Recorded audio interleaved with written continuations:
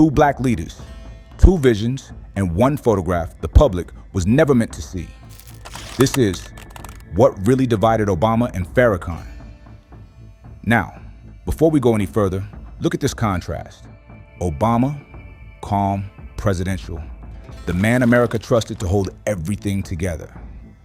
Farrakhan, bold, spiritual, unfiltered, the man who spoke the truths America wanted to avoid. Different tones, different methods, but the same hope for Black America. So how could one moment, one picture, be considered so dangerous that it stayed buried for more than a decade? Let's uncover why. To understand why this one photo mattered so much, you have to understand the kind of leader Obama was becoming. He wasn't just another politician rising through the ranks. After his breakout speech at the 2004 Democratic Convention, the entire country began seeing him as someone who could change history. 4 years later, in 2008, he would become the first Black president of the United States. And that possibility changed everything around him. Every step he took was examined. Every speech, every handshake, and every room he entered. America wasn't just watching him. They were judging whether he was safe enough, calm enough, and acceptable enough to lead the entire nation. And you know this feeling too, right? That moment when people don't just look at what you do, but what you represent. That was Obama. Every single day. He had to move carefully because one wrong association, one wrong headline, one wrong moment could shape how millions of people viewed him. In the world he was stepping into, symbols mattered more than the truth. And that pressure was completely different from the world Farrakhan came from.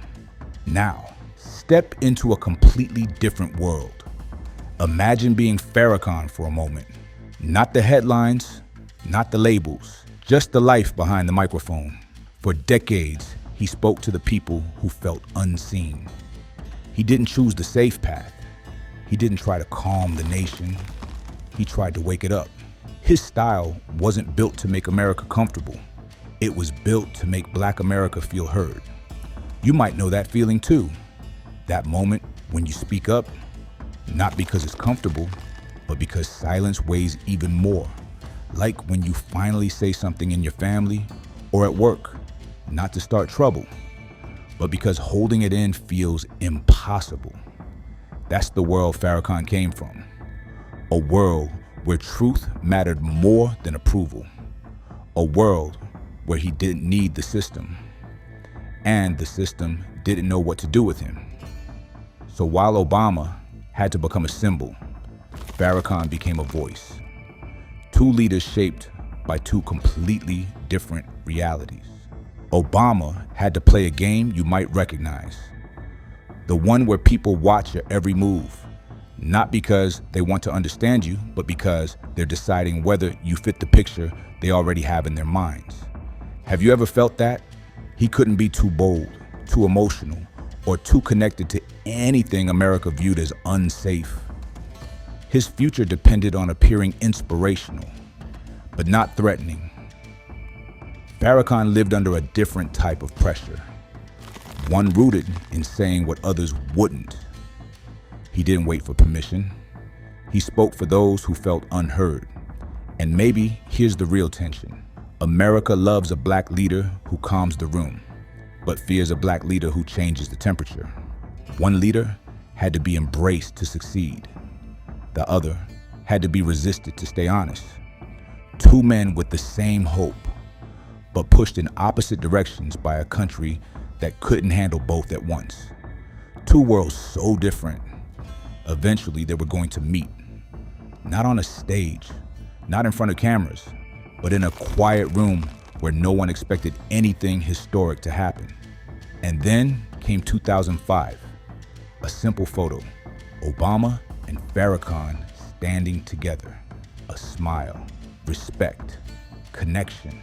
People in that room knew the outside world wasn't ready for that image. A perfectly normal moment. but one they knew others would twist. And that's exactly why the photo was hidden. So, let's finally talk about the photo itself. The moment that two worlds touched in one frame. Picture this with me.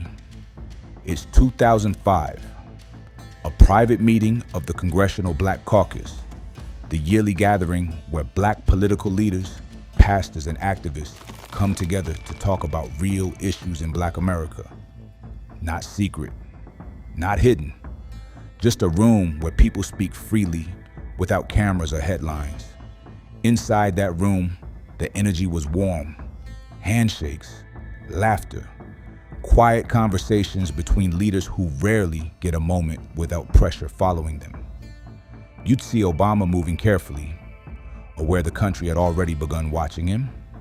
You'd see Farrakhan too, steady, confident, carrying the weight of a community that listened to him deeply. Two men with different roles, sharing the same moment. Photographer Askia Muhammad lifted his camera and captured a simple frame, a greeting, a smile, two black leaders acknowledging each other. A moment that should have been harmless. So the real question is, why hide it? Obama's team wasn't afraid of the moment. They were afraid of what the world would do with it. They knew how quickly one photo could be twisted. They knew the headlines it could create. They knew how fragile a rising black candidate's image could be. And maybe this is where you come in. Have you ever hidden something? Not because it was wrong, but because you knew exactly how people would react? Maybe at work, maybe in your family. A moment so normal, but the reaction would be louder than the truth. That was the pressure around this photo. So, a quiet request was made, keep it secret. And Askia Muhammad agreed. The image stayed hidden for 13 years. If this was considered too risky, what does that tell you about the system itself? When you look at everything together, the divide between Obama and Farrakhan wasn't really between the two men. It was between two versions of black leadership. One the system accepts and one the system fears. Obama had to survive inside that system. Farrakhan had to challenge it from the outside. Two roles that were never allowed to exist peacefully in the same space. So the photo didn't create a problem. It revealed a problem that was already there. A problem that reaches far beyond politics. A problem you've probably seen in your own life too. Think about it. How often are you told to keep the peace, stay calm, or fit the room just to be accepted? And how often do you meet people who speak truth so honestly that others label them too much, too loud, or too dangerous? Obama and Farrakhan represent something deeper.